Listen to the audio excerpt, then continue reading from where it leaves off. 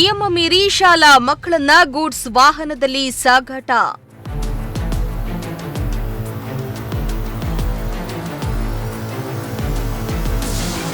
ಚಾಲಕನಿಗೆ 5,400 ದಂಡ, ಶಿಕ್ಷಕನಿಗೆ ಸಿಪಿಐ ಖಡಕ್ ವಾರ್ನಿಂಗ್.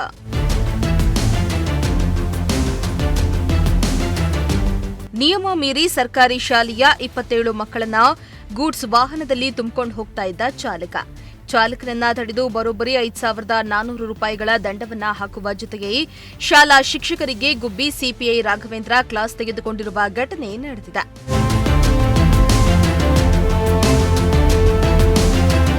ಇತ್ತೀಚಿನ ದಿನಗಳಲ್ಲಿ ತಾಲೂಕಿನ ಗ್ರಾಮೀಣ ಭಾಗದ ಸರ್ಕಾರಿ ಶಾಲೆಯ ಮಕ್ಕಳನ್ನ ಆಯಾ ಶಾಲೆಯ ಶಿಕ್ಷಕರು ಕ್ರೀಡಾಕೂಟಗಳಿಗೆ ಭಾಗವಹಿಸಲು ನಿಯಮ ಮೀರಿ ಮಕ್ಕಳನ್ನ ಗೂಡ್ಸ್ ವಾಹನಗಳಾದ ಲಗೇಜ್ ಆಟೋ, ಟ್ರ್ಯಾಕ್ಟರ್ ಸೇರಿದಂತೆ ಗೂಡ್ಸ್ ವಾಹನದಲ್ಲಿ ಹೆಚ್ಚಿನ ಮಕ್ಕಳನ್ನ ತೆರೆದ ವಾಹನದಲ್ಲಿ ಕರೆದುಕೊಂಡು ಹೋಗುವುದು ಸೇರಿದಂತೆ ಮರಳಿ ವಾಪಸ್ ಕರೆದುಕೊಂಡು ಬರ್ತಿದ್ದಾರೆ.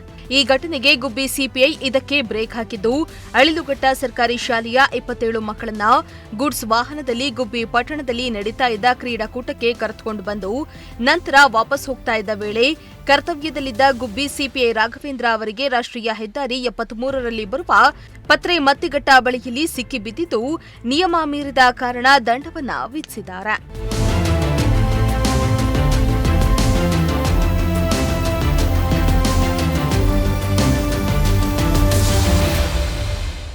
ದೇವರಾಜು, ಪ್ರಜಾಶಕ್ತಿ ಟಿವಿ, ಗುಬ್ಬಿ.